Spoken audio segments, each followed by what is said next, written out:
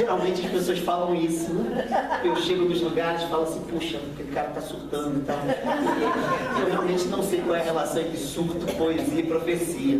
Apesar da poesia contemporânea ter muito a ver com surto. Uma amiga minha está indo para Portugal, uma ex-aluna e amiga, para fazer doutorado em literatura comparada. Ela é psicanalista.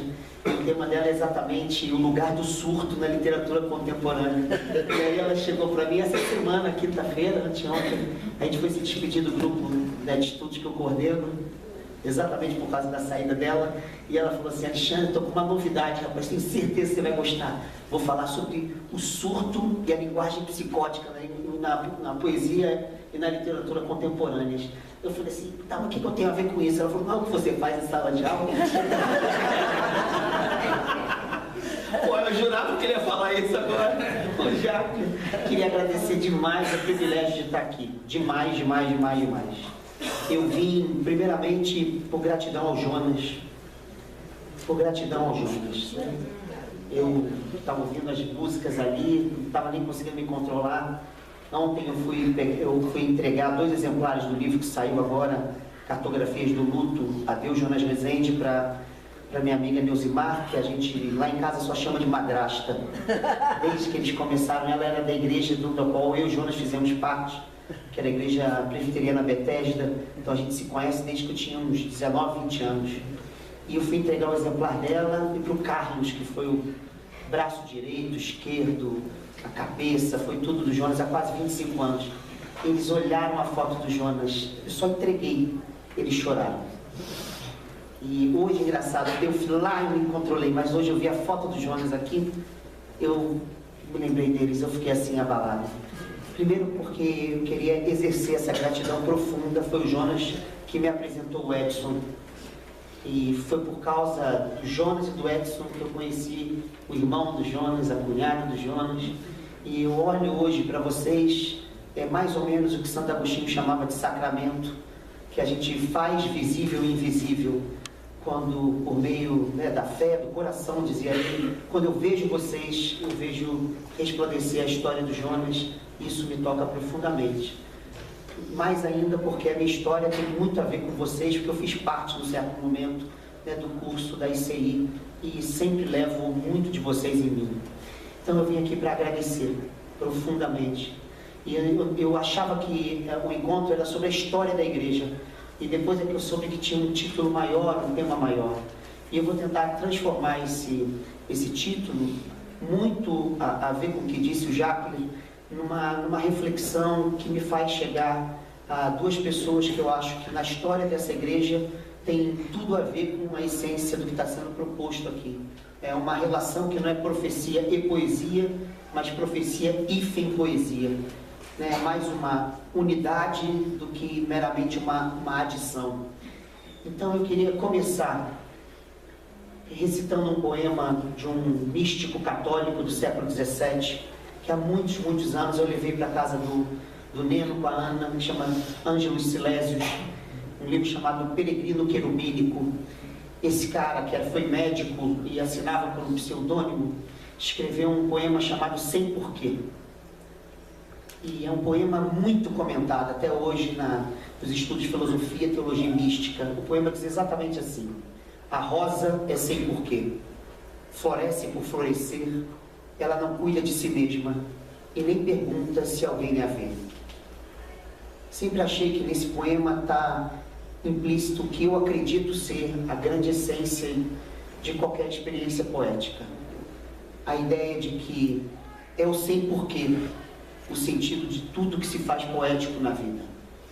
E é engraçado, Warum é a palavra alemã, que desdobra em várias outras palavras alemãs, que pressupõe que quando você experimenta o sem porquê, não há fundamento, não há causa, também não há nenhum sentido para além, para quem, para dentro, fora de qualquer coisa que seja. O poeta e místico está dizendo exatamente isso, que a rosa ela floresce porque ela mesma floresce. Não há nada fora dela que a faz ser quem ela é. Por isso ela é inteiramente o que ela é, em todo movimento que a faz expor-se, como ela está se manifestando. E quem busca fora disso um sentido para isso, não consegue ver nem a rosa, nem a poesia da rosa, porque não tem o olhar da rosa, que faz com que a grandeza da rosa esteja em ser plena, exatamente porque totalmente vulnerável quando se expõe.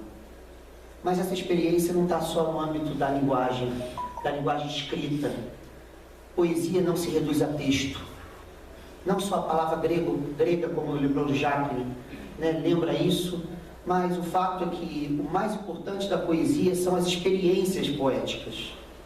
E é exatamente essa a minha hipótese, que não há experiência poética que não seja atravessada por profecias, e não há profecias que não tenham como sentido a experiência poética. Porque a grandeza dessa experiência, como a da rosa do poeta, é que quando a rosa desabrocha, a vida inteira da rosa se justifica. Ela está inteira, sem falta, sem dívida, sendo tudo que ela é em tudo que ela pode ser. Quando meu filho nasceu, posso ficar em pé? Quando meu filho nasceu, Tomás, nasceu de parto normal. Eu nunca entendi por que parto normal se chama normal. Realmente, quem foi o idiota que inventou essa expressão? Não consigo. É uma caverna pequena, um boi que sai, uma dor desgraçada. Ele nasceu 8h55 da manhã de 2010, dia 17 de julho. A Rosana desesperada, e o médico tinha sedado a Rosana, e a gente ficou na sala ao lado conversando sobre o jogo do Bragantino, e eu sou botafoguense, e ele, porque as cores são as mesmas, ficava me sacaneando e enchendo o saco para que eu ficasse desviando a minha atenção, né, das dores da Rosana. De repente a Rosana volta a gritar, a gente entra na sala e começa o parto. E ele era um senhor já mais idoso, um obstetra já muito cascudo, e ele sabia que não ia nascer. Então ele ficava fingindo que ele era o goleiro e pedia para o Tomás sair. E falava assim: vai Tomás, vai Tomás.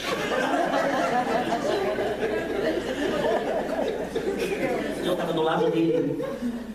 Eu falei, desculpa, eu falei, puta que pariu, esse velho vai me matar, cara. Desculpa o palavrão. Aquela hora não tem nem poesia, nem profecia, tem outra. E aí, ele ficava assim. E a cabeça do Tomás vinha devagarzinho. E chegava naquela caverninha, assim, só pode ser caverninha, com os cabelinhos pretos, e voltava. Aí ele faz assim, batia na mão assim. Na trave, Tomás, na trave! Porra, a Rosana desesperada. Porra, eu na merda de tudo, eu tava acabado já. Eu falei, caramba, que isso, cara? Porra, isso se repetiu algumas vezes. E ele ficava assim, pra fora, Tomás! Chuta mais no meio, chuta mais no meio. Então, eu, caramba, puta, não tinha mais uma oração pra fazer.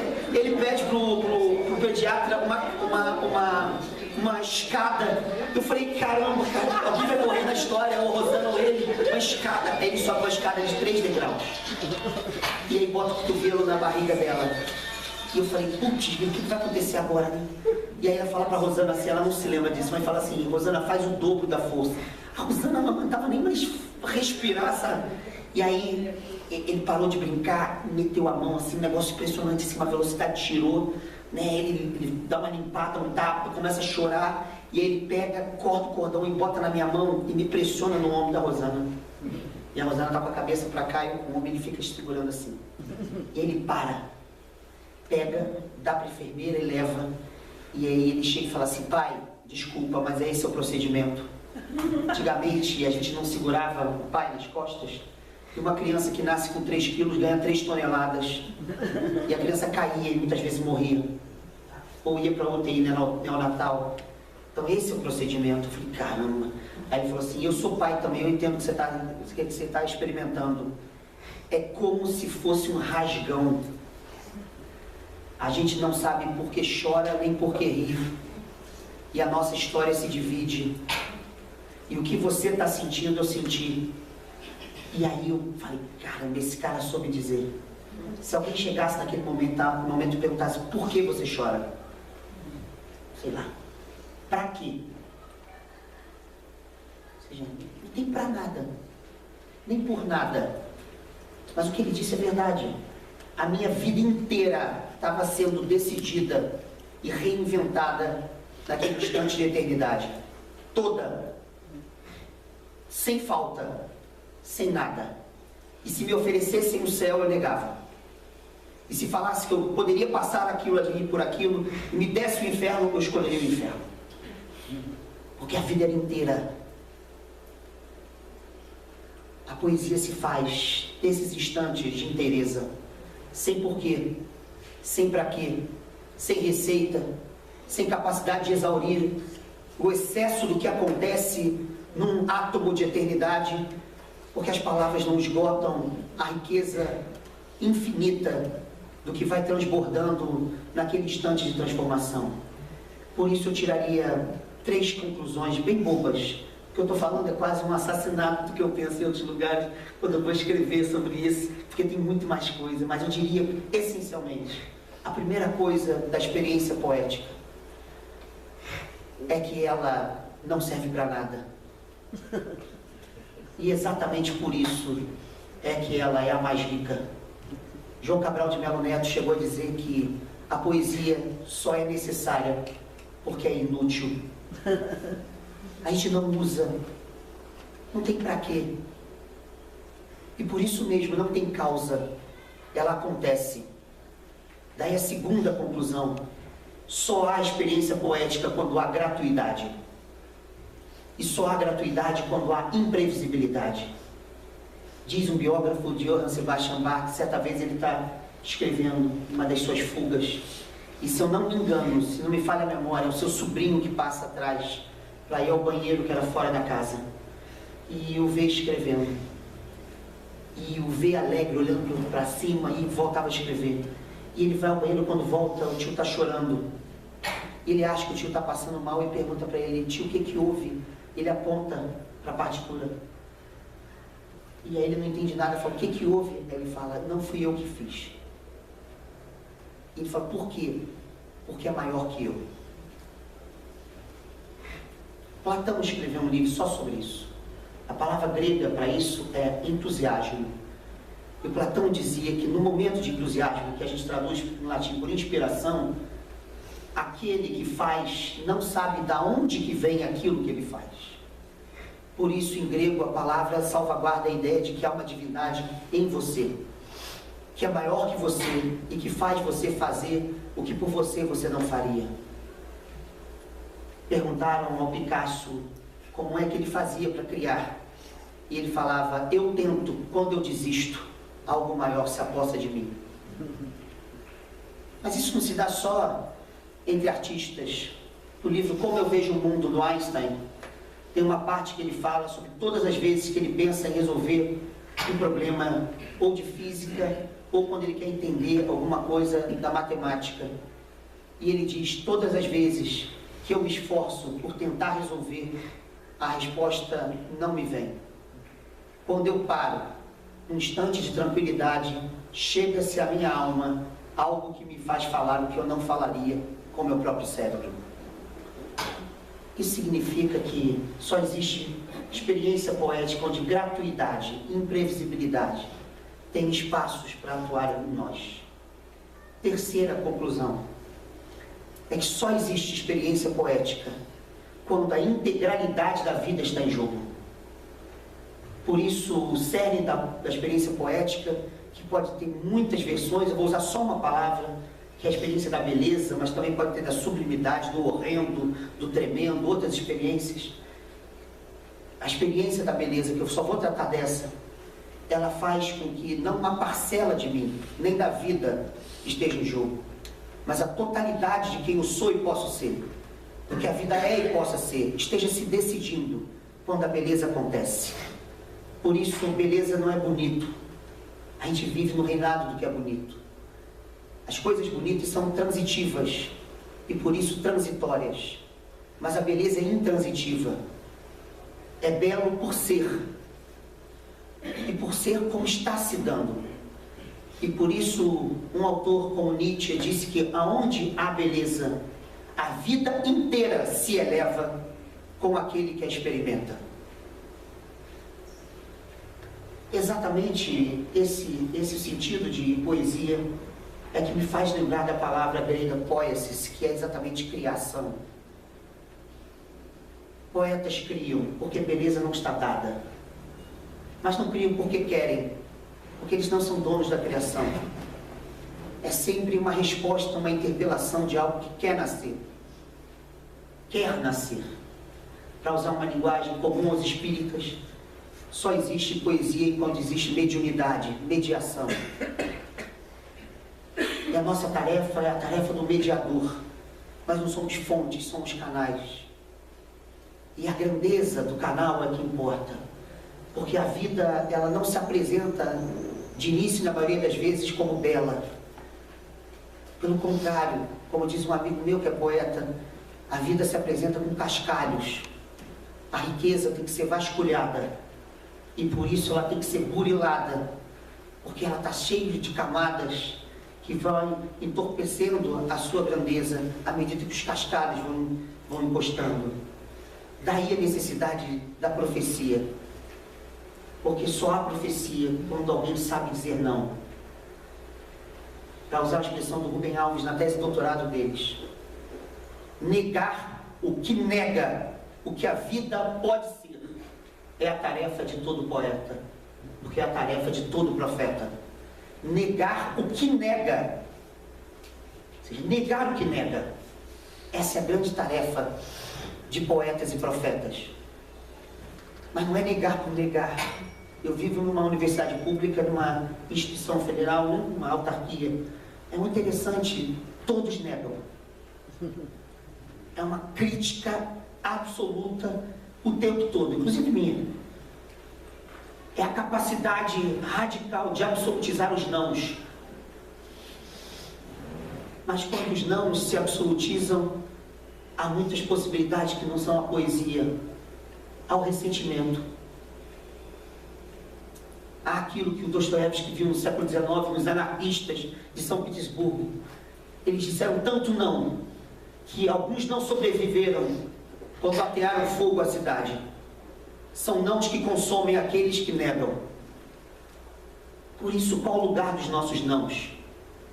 Qual o caráter criativo das nossas recusas? O filósofo Nietzsche, em 1884, escreveu um texto sobre criação. No meio do texto, ele chega e diz assim: tu te dizes livre, teus pensamentos ocultos eu quero ouvir, e não que te libertaste de um jugo. Tu és aqueles capazes de deitar fora de si um jugo. Há aqueles que, deitando fora de si o jugo, retiraram de si o que é mais nobre em si. Que importa a mim livre de? Importa a Zaratustra livre para. Ou seja, os nossos não geralmente são negações que não abrem nada. Liberdade de e não liberdade para. Perguntaram em 1984 a Foucault, ano da morte dele, perguntaram para ele se interessava pelos movimentos de emancipação do século XX, mulheres, homossexuais, ele era gay. E ele chega e diz assim: eu me interesso por um capítulo dessa história, mas muitas vezes a emancipação não gera liberdade, porque faz dos libertadores escravos das correntes que os aprisionam. Você vive negando, negando, negando. Logo você se torna refém daquilo que você nega. Você não nega para nada. Você não nega para criar nada, para abrir espaço para nada. Você nega por negar e por isso você se corrói em meio àquilo que você faz. Profetas não são assim. São sempre nãos que são trampolins. E são sempre nãos que tiram obstáculos para que a beleza possa ser produzida e a riqueza do inútil tenha lugar em experiências tão pragmáticas, onde todos são funções de todos, e por isso ninguém vale por si próprio. Por isso não existe profecia e poesia. Profecia é um momento da poesia, como a poesia é o sentido da profecia. Ou a gente produz a grandeza do inútil, a integralidade numa vida fragmentada, ou então as nossas recusas vão ser sempre a liberdade dos adolescentes eternamente revoltados, que Simone de Beauvoir chegou a dizer que eles descobriram a liberdade, por isso não fazem nada. Mas nesse sentido, conhece claramente Martin Luther King, qual o lugar dos seus nãos? Qual o lugar dos seus nãos? Mahatma Gandhi, qual o lugar dos seus sims? Teresa de Calcutá, mais do que isso, Mãe Menininha do Gantuá. Vocês conhecem a história? Quantos terroristas, né? Antigamente, agora é esquerdopata, anteriormente ela era terrorista. Ela recebia no terreiro, protegia-os. E como os terreiros do Candomblé, eles são historicamente embaixadas africanas, as casas de santo, as casas orixás, são nações africanas. Ela usava isso como argumento para dizer que os militares não podiam entrar ali, que estava no solo africano. Quanta beleza produziu Mãe Menininha. Mãe Estela está viva, com mais de 90 anos, que protegeu zilhões e zilhões de pessoas na Bahia que foram perseguidas pela homossexualidade, por causa da homossexualidade. Ela é homossexual. Chico Xavier, Dom Helder Câmara. Quanta poesia e profecia há nessas pessoas. Eu queria ir terminando lembrando dois que fazem parte da história dessa igreja. Primeiro é o Edson. Eu li tudo que ele publicou, que eu soube, eu li. Tratar o Edson não só como pastor, mas como pensador. Acho que essa igreja tem a tarefa de sempre elaborar a teologia dos poetas, profetas que atravessaram a sua história. Isso é importante e muito importante, porque muitas vezes é o pensamento que ressuscita essa pessoa à frente, quando ela diz adeus a uma comunidade como Jonas e continua viva através do que propôs. A primeira coisa que eu queria tirar do pensamento dele, eu tirei 4 coisinhas que não vão esgotar o que eu acho que é rico nos textos dele. A primeira coisa vem do capítulo 1 e capítulo 3 do livro que ele escreveu com Jonas, Dores que nos transformam. A primeira parte do livro trata sobre reconciliação. No primeiro capítulo ele fala sobre a reconciliação corpo-alma no homem, no ser humano. E lá a ideia do Edson é fazer o que muitas pessoas estão legando como desafio. É pensar a integralidade humana para além de dicotomias. Nossas tradições religiosas, elas são patológicas por essência. A gente acha que há uma parte da gente chamada alma, que há um invólucro na gente chamado corpo, que um fica e o outro vai embora. Por isso a vida é uma eterna tensão entre alguma coisa que tem uma memória celeste que é voltar para uma pátria, e a outra coisa que tem uma memória da desgraça terrestre, que faz com que a gente viva sob a condição do pó, sabendo que ao pó cada um de nós vai retornar. E lá ele mostra exatamente o contrário. Ele usa umas citações do Leonardo Boff e ele se posiciona dizendo o contrário. Está na hora de pensar a totalidade humana nas suas múltiplas direções. O homem aberto à finitude e o homem que transgride a finitude, aberto à infinitude de Deus. Mas é sempre uma tensão. A vida não é uma oposição. Eu me lembrei que quando eu fui reler esse capítulo para propor essa fala, eu me lembrei do Milton Bonder. Nós participamos de um evento juntos há muitos anos no Leblon, e ele estava falando que ele queria resumir todo o pensamento dele na tensão entre o voo e o rastejo, e tentar mostrar que a gente sempre voa quando a gente sabe rastejar. Eu diria que é algo próximo do Edson. Ou seja, a nossa condição terrestre são os rastejos, essa dimensão imanente. Ninguém voa e ninguém é livre se não afirmá-la integralmente. Não há liberdade do espírito sem que a infinitude de Deus atravesse a condição terrena. Portanto, a liberdade é uma transfiguração da terra, e não a terra um passaporte para um céu que nunca se aproxima enquanto caminhamos sobre ela. No outro texto, capítulo 3, ele fala da reconciliação das fases e das faces do ser humano. Ou seja, a gente geralmente não consegue se reconciliar com a própria história. Eu não sou amigo de mim mesmo com 2 anos de idade. Eu não sou amigo do meu passado, porque o meu passado ou está divorciado de mim ou é um obstáculo para mim. E se ele é um obstáculo para mim, só tem 2 grandes caracterizações. Ou ele me culpa, ou eu culpo o presente e o futuro porque sou saudosista e acredito que o passado foi sempre melhor do que está sendo e do que será. O Edson pensa o contrário. É preciso reconciliar o ser humano com a totalidade de si próprio e da sua história. E nesse texto ele coloca uma epígrafe do antropólogo, sociólogo, mas fotógrafo Roger Bastide, que diz mais ainda, que leva-nos a uma reconciliação com a pluralidade que nós somos.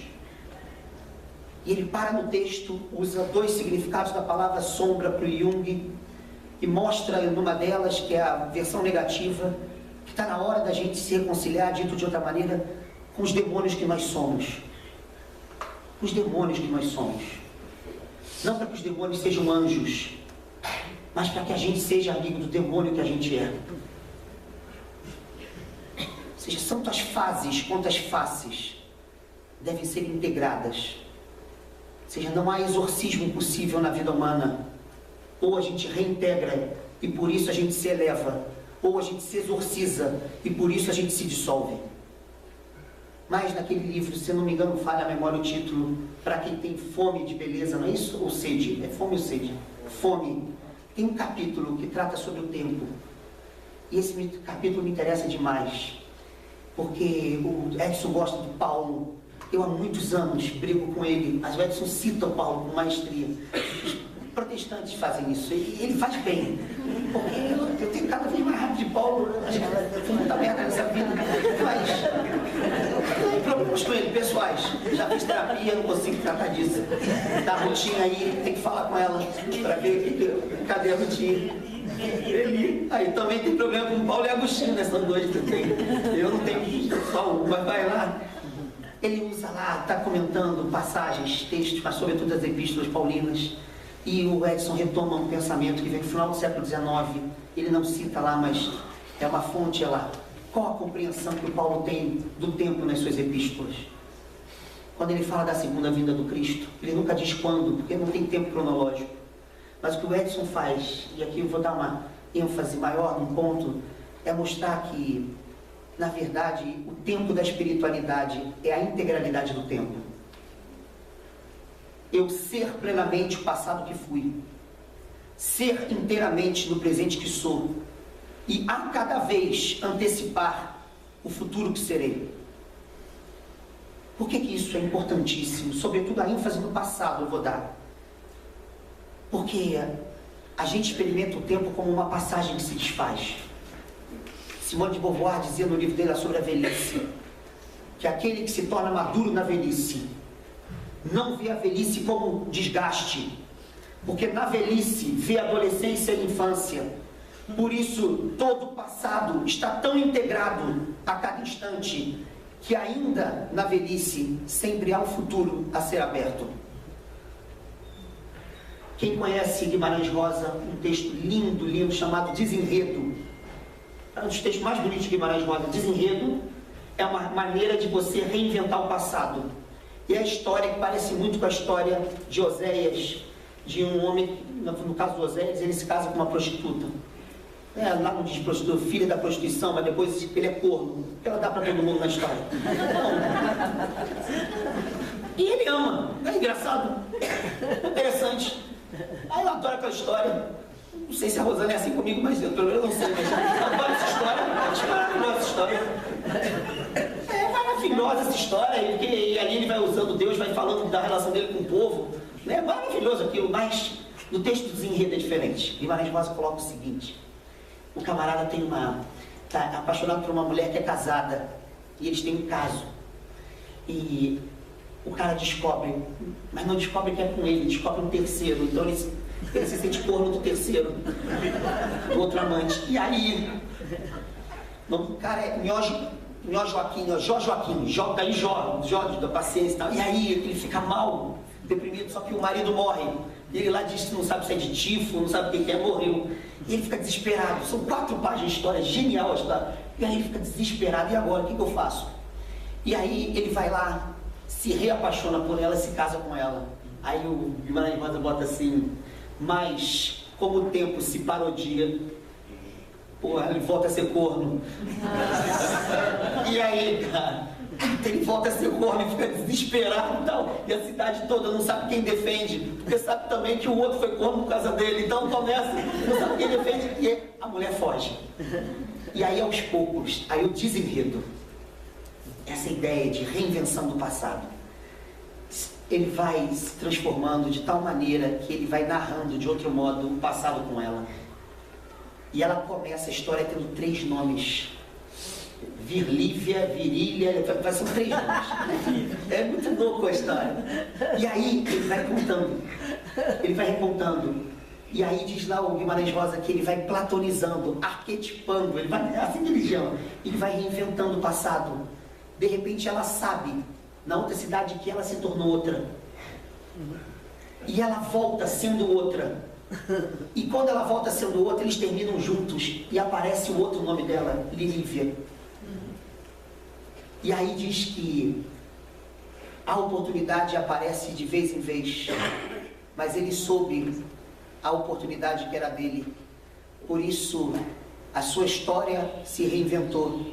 E agora eles juntos ficaram. Ou seja, a gente acha que passados são particípios passados. Na verdade, passados são sempre gerúndios, porque nós somos, estamos sendo o passado que somos. O Edson diz isso lá no texto com outras palavras. E por isso, podendo ser de outro modo o passado, não tendo o passado vaticinado profundamente sobre quem somos, o que acontece na teologia dele é que ele se abre ao teólogo Jürgen Moltmann para ressignificar a noção de esperança. Porque toda a nossa tradição, a nossa esperança é desesperada, porque ela é futura. E ela é futura no sentido cronológico, até para o Moltmann. Acho que o Edson é melhor que o Moltmann nisso. Até para o Moltmann, por mais genial que ele seja, é sempre uma gravidez do presente que tem uma plenitude lá. Mas, de certa forma, não é isso que está, pelo menos no meu entendimento, na obra e na fala do Edson. Há algo mais interessante. Os gregos odiavam a esperança. Elpis era a palavra que eles usavam. Por uma razão óbvia. Pensa na caixa de Pandora. Eu vou contar a história de Pandora, só essa parte, e vocês vão fazer o Enem comigo.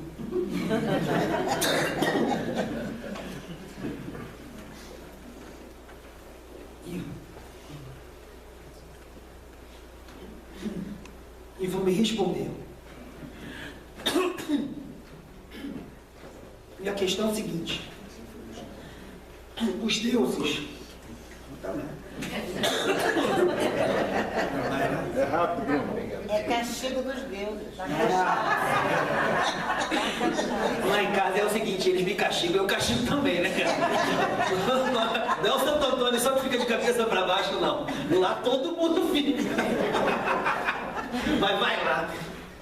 Os deuses mandam uma caixinha com as piores maldições. As piores maldições. Então a história é essa. Obrigado. A caixa é aberta, saem todas as maldições, fica a esperança. A caixa é das maldições. Pergunta do Enem. Letra A esperança é a última que morre? Porra, tá de sacanagem com a minha cara? A caixa é das maldições, eu vou repetir. A esperança ficou. Logo ela é a última que morre. Os cristãos inventaram essa versão. Não diz não, diz que a esperança é uma merda. E por que é uma merda? Porque para os gregos, se você é refém do futuro, você ratifica o lixo que é o presente. E portanto a pequenez do passado. Daí tem uma carta tão rica, de 3 páginas e meia, de Epicuro para um amigo, Meneceu, falando sobre a felicidade. Ele chega e diz assim: olha, o futuro não é só nosso, mas também não é não nosso. E por que isso é importante? Porque as pessoas ficam alimentando esperança e por isso ficam desesperadas e não sabem como viver agora. Os gregos odiavam a esperança, porque a gente acha que é uma espera de alguma coisa lá que é melhor. É um otimismo bobo. Agora, a esperança do Edson, que tem muito a ver com o Moltmann, com o próprio Rubem Alves, é diferente. A esperança é a luz de um tempo reintegrado. A cada vez poder se engravidar de uma vida de integralidade que se abre à sua própria renovação. O futuro é a vida inteira reinventada de um outro modo. Por isso, o futuro não traz obstáculos à plenitude. O futuro é um horizonte aberto para que a vida plena se faça de outro modo. Por isso a gente é grávido do futuro, não porque lá é melhor, mas porque inventar o futuro com uma nova plenitude faz com que a gente possa ser pleno a cada momento do tempo todo. Nesse sentido, eu acho que o Edson coloca poesia e profecia juntos. Sobretudo quando repensa a noção do Jürgen Moltmann e de Abraham Heschel, filósofo judeu contemporâneo, agora do século XX, a noção de teopatia. Não só somos nós que temos que ser reintegrados, é a própria noção de Deus que tem que ser reinventada. Um Deus sem afeto, um Deus que não sofra o destino daquilo que Ele fez, a criação. Um Deus que não seja tocado, afetado e por isso transformado pelas nossas transformações. Vale de quê?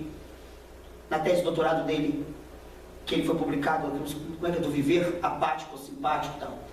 A ideia é exatamente ressignificar a nossa experiência por meio de uma outra maneira de ver Deus, um Deus que se afeta. E no caso do Jürgen Moltmann, as pessoas tinham uma loucura, né, aquela ideia de trindade, Pai, Filho e Espírito Santo, estava o filho morrendo. Aí no século III as pessoas falaram assim, não, quem está sofrendo é o filho, o pai está lá de bobeira, tomando um chá, sabe? Pô, meu filho está lá. Porra, se está o Tom aí se ferrando, eu estou tomando chá. A gente não vê que é o próprio Deus que sofre, não é só Deus encarnado que sofre, é Deus como um todo que sofre. E Deus que sofre em condições de sofrimento que foram produzidas na humanidade. É um Deus que sofre exatamente porque não se submete às condições de sofrimento.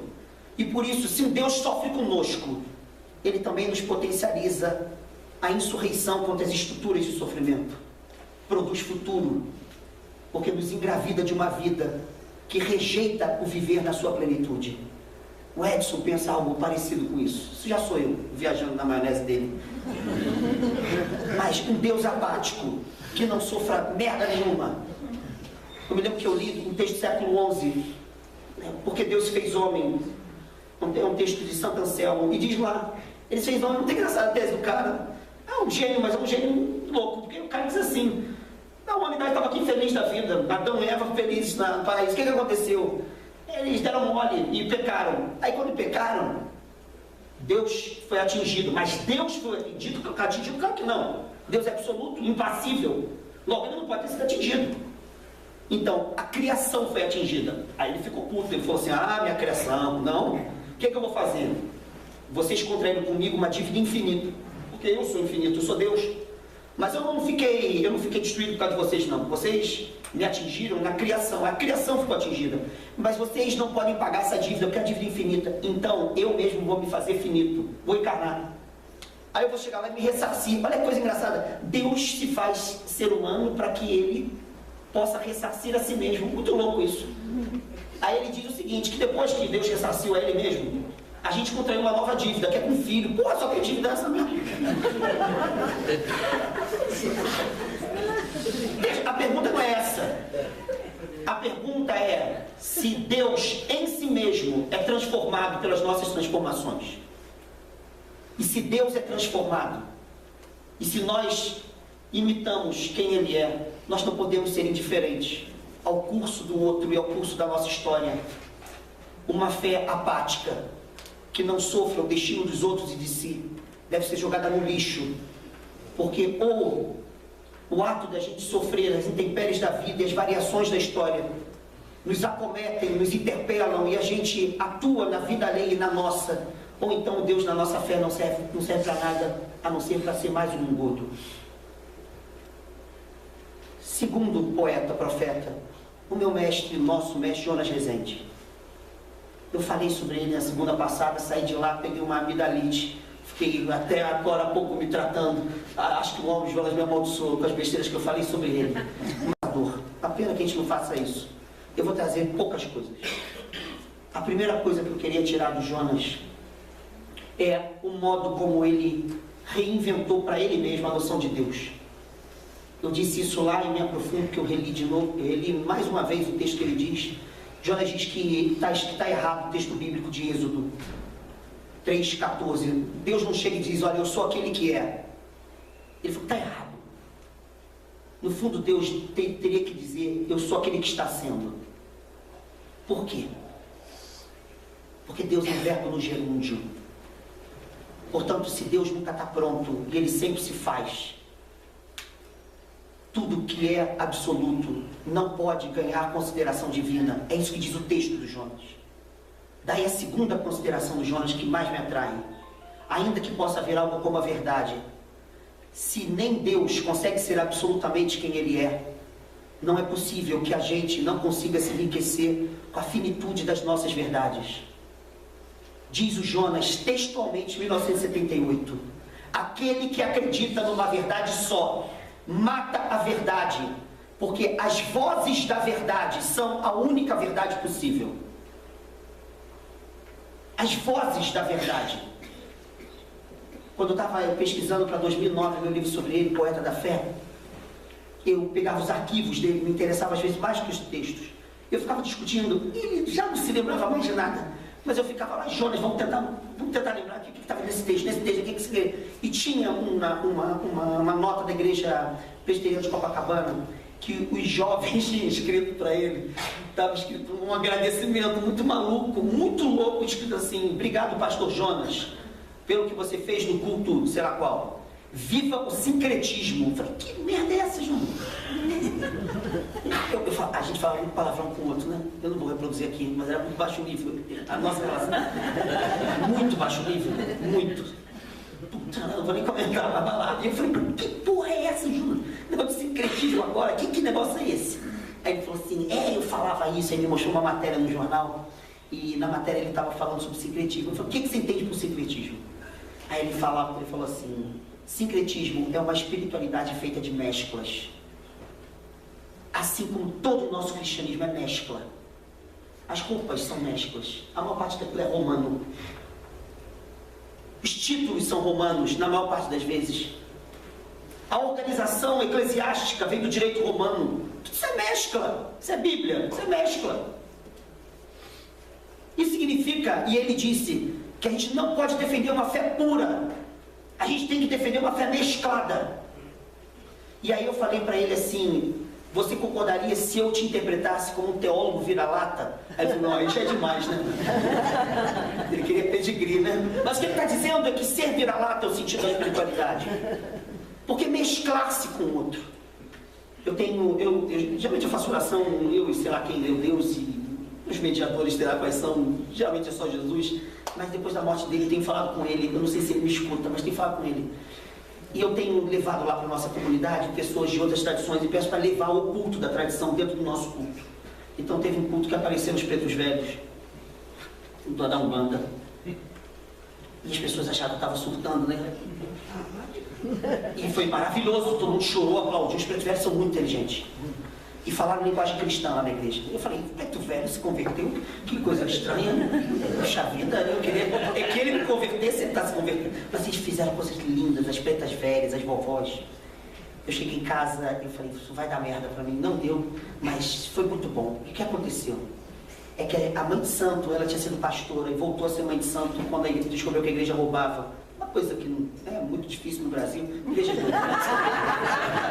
eu sei que não roubo, quase o cabo da Ciolo, ele não compra nessa.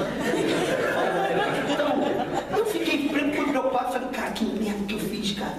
E aí, a gente chamou essa moça para ser pastora. E eu acho que falou, olha, você é pastora, mas como é mãe de santo, traz a galera lá. E eles trazem, eu celebrei a Eucaristia no terreno dela, e lá uma festa, tá. E um dia eu fiquei peso na consciência e fiz uma oração, falei, Jonas, dá um help aí, cara. Era isso que era sincretismo? Eu não entendi a resposta dele até hoje. Acho que ele não tá nem aí pra mim, mas uma coisa eu sei. Que mais à frente eu tenho anotações do Jonas para sermões que ele fazia em Betesda. Muitos. Eu tenho os 4 sacos de anotação, muitas anotações são dele. E eu descobri uma anotação dele sobre divórcio. E ele pegava casos da Bíblia de separação e ele diz assim, está escrito isso. Quando as vidas humanas não podem se mesclar para que ambas se transformem, esse é o instante da separação. Aí ele termina dizendo, tudo que é monolítico, tudo que é imperecível é falso. Hoje eu entendo o que é o sincretismo dele. Essa é a profecia e poesia desse pastor. Ou seja, se a vida não tem amálgamas, se nós não somos vira-latas, se nós não somos mesclados, a nossa espiritualidade é muito frágil. Terceira e última, ele disse em 1986, num texto para a igreja de já tinha saído, eu acho que não era Ipanema, era um texto que tinha lá nos arquivos dele.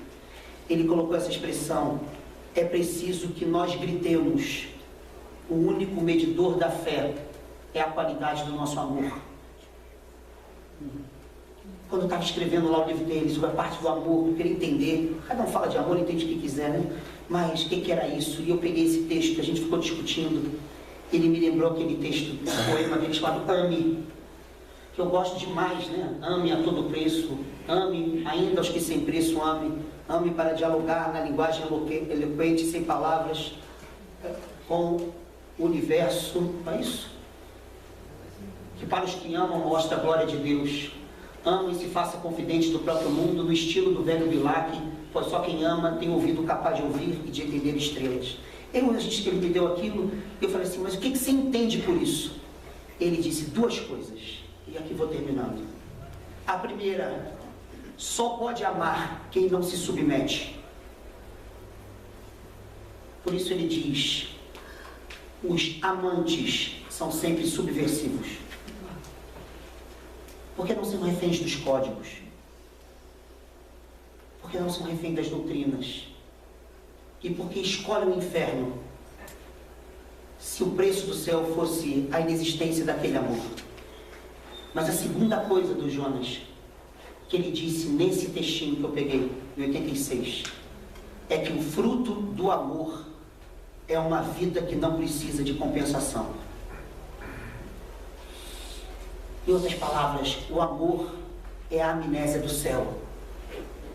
Quem ama não precisa de nenhum futuro fora da vida para compensar a grandeza da gratuidade do viver. No final da vida do Jonas, ele estava semiconsciente. Ele ficava, eu encontrei o Edson uma vez visitando o Jonas na casa dele. Ele estava com o home care lá. E aí nesse dia eu cheguei, o home care tinha saído para fazer alguma coisa, estávamos eu e o Carlos falava assim, Jonas, seu Jonas, olha quem chegou. Queria abrir o olho e não conseguia. E quando vi aquela cena eu chorei. Aí Carlos falou assim, é o Alexandre. Aí ele, pastorzinho. Aí a gente tinha um apelido que eu não vou citar, que tem um palavrão. E aí ele citou o palavrão, o apelido. Aí ele olhou. Aí me viu chorando. Aí o Carlos falou, eu vou sair daqui e você conversa com ele. E ele pegou minha mão assim, ficava tremendo com a mãozinha, já estava mais magrinho, né? Segurou minha mão direita, a mão dele direita, e ele falou assim, muito baixinho, fala aquela poesia. Aí, que poesia? Aí eu chegava bem perto, fala aquela poesia. Qual poesia? De Paulo, um amigo do Edson. A poesia do Paulo. Aí ele, a do amor. E aí eu citei devagarzinho, ainda que eu fale a língua dos homens e dos anjos, se eu não tiver amor, serei como o metal que soa, como símbolo que retinta. Até que eu cheguei e falei assim, tudo sofre, tudo crê, tudo espera. E ele apertou minha mão. Aí ele falou, continua. Aí eu falei, o amor jamais acaba. Aí ele apertou. Aí eu cheguei baixinho e falei, o que que houve? Repete. Aí eu falei, tudo sofre, tudo crê. Aí ele apertou de novo, eu falei, o que foi? Pediu para correr mais à frente. Jamais acaba. Aí ele me puxou e falou assim,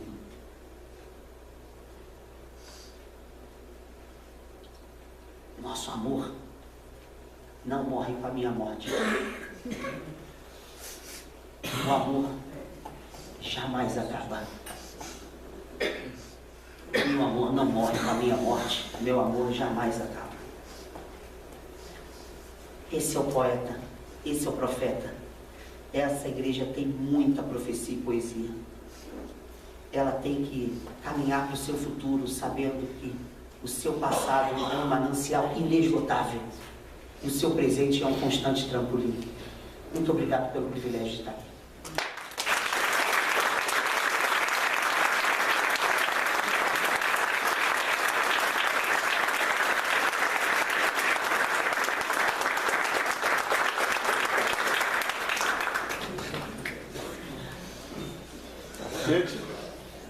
Pois é, muito bem. Então a nossa gratidão aí, a presença do Alexandre e a sua palavra sempre provocadora, iluminadora e que abre para nós horizontes que a gente não imagina que existam.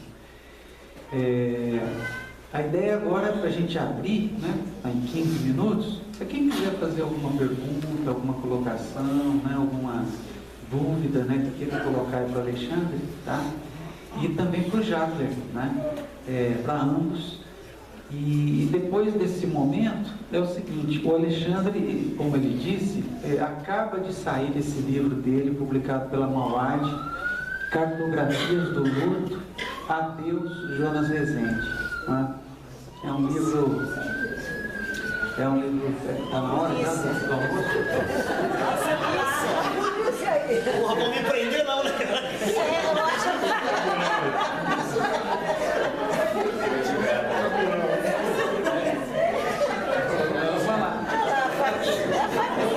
Caraca, que é isso, cara?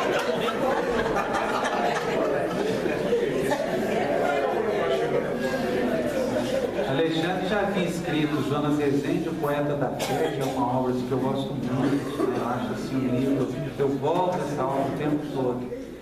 E agora, depois da morte do Jonas, ele resolveu, como se ele estivesse diante do Jonas e falando para ele, conversando com o Jonas. Não falando da teologia do Jonas, mas falando ao Jonas, falando com o Jonas, na forma de 4 cartas. Que ele escreve, então daí o título, Cartografias do Luto, e é bonito, porque ali tem teologia, filosofia, ali está a existência toda, a fé, numa conversa de um filho com seu pai.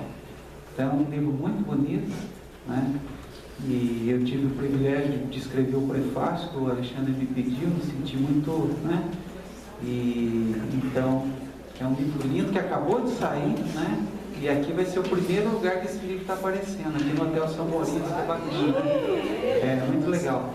E então o Alexandre, ele trouxe alguns livros, e quem quiser depois pode adquirir, claro, com o autógrafo aí do nosso pastor, E então, maravilha.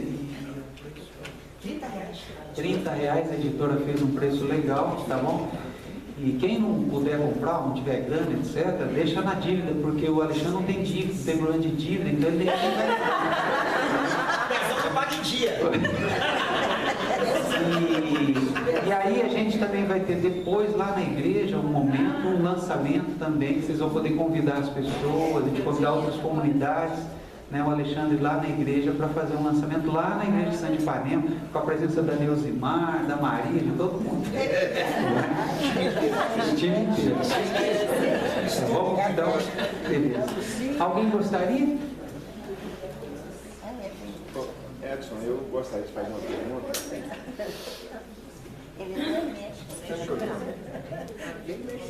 É claro que a gente navega nas emoções com Alexandre, e essa mais recente revelação desse aí, que é o Jackler, que é uma né, é um erudito, jovem, que consegue, numa linguagem fácil, nos colocar aí num plano bastante ligado à divindade. E o que você falou sobre Edson, tem novidade, viu? 25 anos de história conosco, né, Edson? Admiração profunda por sua história e essa relação legal que você tem com a gente. Mas a pergunta que eu vou fazer, vou ver quem é dos três aí que está nas condições da gente sorver aí um pouquinho dessa questão, vai fugir ao tema do que foi tratado aqui, mas vai estar ligado nessa dualidade, profecia e poesia. Nós estamos vivendo um momento internacional e nacional de extrema tensão e vamos focar primeiramente a questão dos refugiados no mundo, um volume tal, segundo a ONU, de quase 70 milhões de refugiados nos poucos anos que nos cercam desse assunto. Mas também temos já a vinda de refugiados dessas nações sul-americanas que estão com dificuldades econômicas sem condições de sustentabilidade. A pergunta que eu faria é muito simples.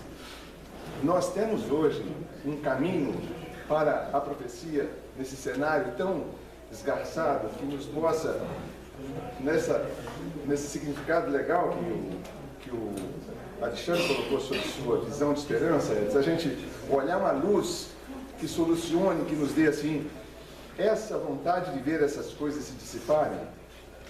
Bem, tudo bem.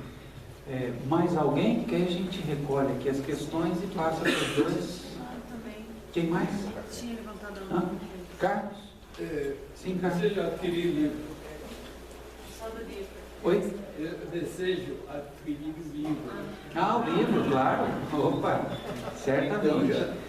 Podem ficar tranquilos, tem bastante livro, mas se faltar, né, então vocês podem, entendeu, se inscrever e pegar lá sem problema. Mais alguma questão? Então vou passar aqui para os dois para que eles possam. Estou com vergonha. Você com vergonha. Já parou ímpar. Fala pra lá, você é o cara. O Rico fez a questão sobre os refugiados, né? Até onde eu sei, o problema é mais grave em São Paulo, onde a comunidade, vamos pensar inicialmente no grupo islâmico, né? Acabou chegando no maior volume em São Paulo. Aqui no Rio ainda é bem reduzido em comparação com o que temos em São Paulo. Mas eu acho que no cenário brasileiro, o primeiro passo, principalmente cristão, é perceber o conteúdo de espiritualidade daquele grupo. Porque, a princípio, me parece há um grande preconceito, um desconhecimento, uma repulsa, uma demonização que não tem nada de cristã. E, nesse sentido, a gente percebendo as belezas do Corão, as possibilidades tão belas desse Deus que é o Deus deles e o nosso também. No Compácio, a gente teve um módulo que foi de diálogo interreligioso. Uma das aulas foi dada por um imã muçulmano. Foi uma experiência assim de esclarecimento e de troca muito, muito profunda, onde muitos dos valores, né, da religião, do Islã, vamos chamar assim, né, foram apresentados ali e em determinados momentos a gente até ficou com inveja de tanta preocupação com o próximo, de tanta sede por justiça, de tanta inteireza humana, espiritual, de tanta devoção à terra. Então, acho que o primeiro passo é a gente se abrir para a compreensão. E eu acho que a Igreja Cristã de Ipanema tem uma vocação muito, muito grande para isso, colocando, por exemplo, na sua liturgia textos do Corão, como já se fez algumas vezes. De maneira mais imediata, eu não saberia responder a tua pergunta, né? O que fazer de imediato? Mas, de fato, há um problema. Talvez a gente não perceba esse problema de maneira muito clara um volume pequeno em comparação com outros centros como é São Paulo. No Rio ainda é bem reduzido. E, lógico, existem já organismos que trabalham na acolhida desses grupos, mas e já tem funcionado muito bem, promovendo